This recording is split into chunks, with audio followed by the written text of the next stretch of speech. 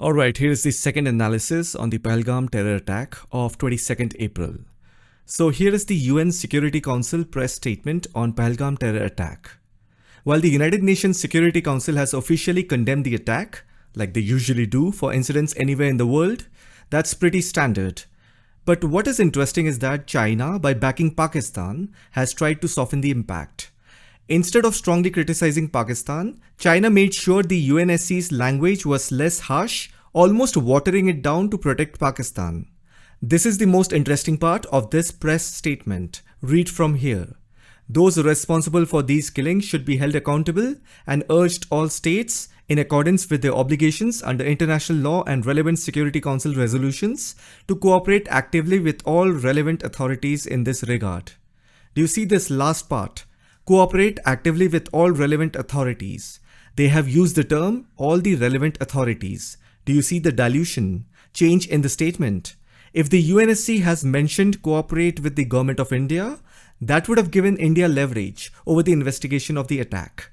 But then anyhow, let me tell you why the UNSC had to give such a diluted statement, despite the fact that a group called the Resistance Front, TRF, which is widely regarded as a proxy of Lashkar-e-Taiba, had initially claimed responsibility for the attack.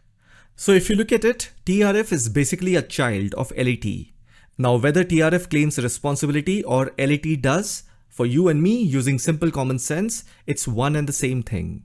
But in international relations and diplomacy, words carry a lot of weight. If you say that TRF is just an affiliate group, then the direct blame doesn't fall on LAT. And from there, not on Pakistani either. Pakistan gets a defensive argument. They can simply say we don't know who this group is or what their intentions were or why they did this. This is all part of the proxy game. I've already made a detailed video earlier on how proxy forces operate in places like Syria. So honestly, for me, this is not surprising at all. Now the government of India knows exactly who is behind this. But still the UNSC issued a very diluted statement. Let me explain why the UNSC did that. Whenever the UNSC has to draft any official statements, especially matters related to condemnation notes or press statements, all 15 members, that is 5 permanent plus 10 non-permanent, must agree by consensus before a statement is issued. That means no country objects. Otherwise, the statement either gets blocked or never published. And then you can never know which individual country's positions is what during the negotiations. That information is not public. That means you can see the final statement, which shows all 15 agreed in the end, but you cannot directly see a public record of which country pushed for what changes behind closed doors, unless some diplomat leaks it. Now the United States, France, UK usually push for stronger language, especially if it's about terrorism. China, depending on its political friend, like Pakistan, often demands softening the words. Russia often stays quiet or supports softer language too, depending on its relations. The 10 non-permanent members mostly go along with the permanent 5 unless they have a special interest. Plus, you also have to know that the 10 non-permanent members of the UN Security Council rotate every 2 years. Countries can serve 2 consecutive terms, but they can't serve 3 terms in a row. The 5 permanent members, the US, UK, France, Russia and China, stay the same. They have veto power and don't rotate.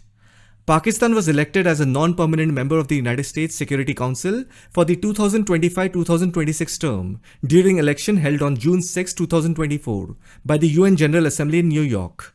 Pakistan received 182 votes out of 193, securing the seat unopposed.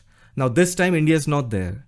As a non-permanent member, Pakistan's term began on January 1, 2025 and will conclude on December 31, 2026. Now during this period, Pakistan will participate in discussions and decisions on international peace and security, including matters related to the Pahalgam attack. In international diplomacy, the exact words used in statements matter a lot.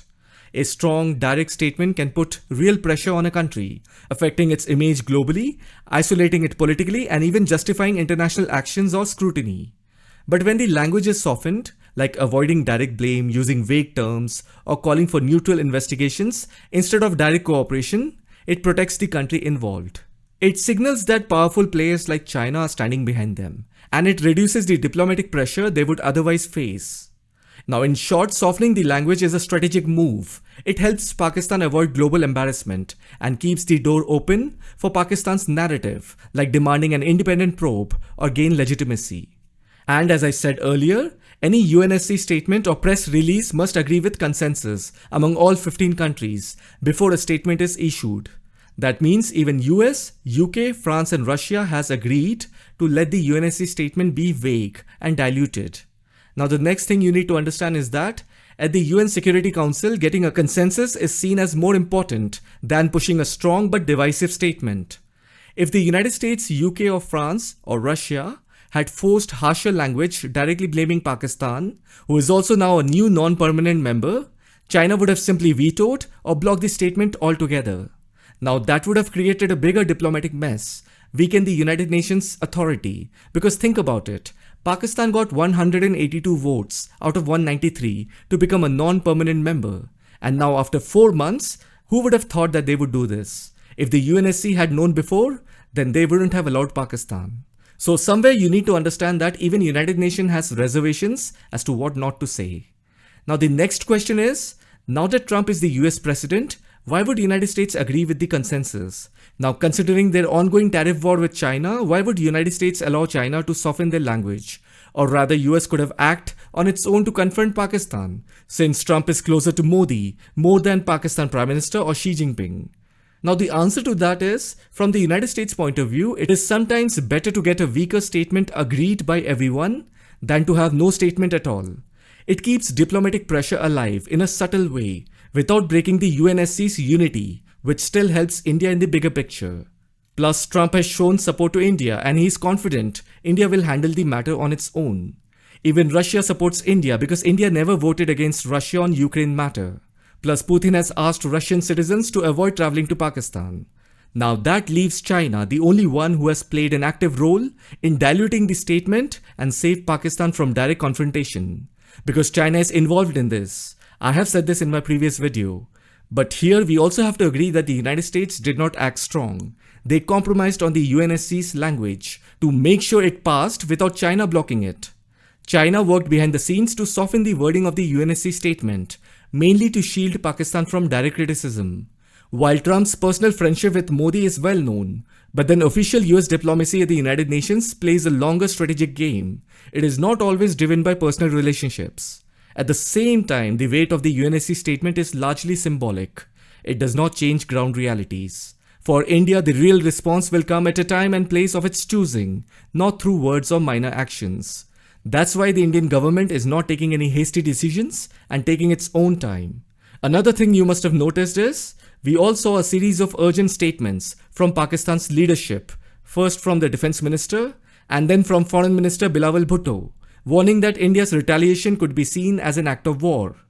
Even the Chief of Army Staff has spoken about retaliation. So it is very clear that they had it all planned. They knew that they would do such an attack only after securing a non-permanent seat at the UNSC. Only then they can complicate India's diplomatic efforts to rally global opinion in their favor. Simply put, Pakistan is trying to use its new UNSC position to muddy the water diplomatically, and China is supporting Pakistan, while India is preparing a more decisive and calculated response which is beyond any diplomatic boundaries. I hope you found this video informative. I'll see you in the next one.